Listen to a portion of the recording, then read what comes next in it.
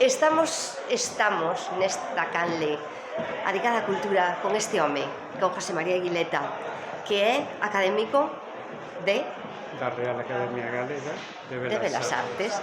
Pois un noraboa grandísimo, Eguileta, non tivera eu ocasión de verte e de decircho persoalmente. Pois, que significa isto para ti? Pois para mí foi, digamos, un logro, unha satisfacción persoal, non para mí, senón para a arqueoloxía.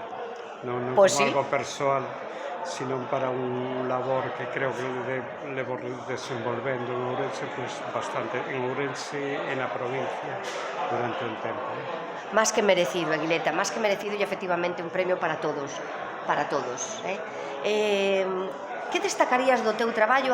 Xa sei que fixeches moitas cousas, pero cal foi, por decir, bueno, así algo, do que significou para ti todo este mundo no que entraches e vives? Pois mira, despois de moito traballo de campo que fixe, Sí. de excavacións, de prospeccións arqueolóxicas, despois levo moito tempo desenvolvendo o meu traballo no Concello de Ourense, Sí. como responsable do Departamento de Arqueoloxía, Sí. e tiven o placer de ter unha tribuna privilexiada para ver de primeira man todas as excavacións que se levan facendo no Concello de Ourense, o que me dan, digamos, unha situación moi favorable para interpretar a cidade de Ourense dende o seu nacemento e do seu desenvolvemento. Fantástico. Supoño que queda moito que facer, a historia non remata nunca, pero estamos facendo ben as cousas?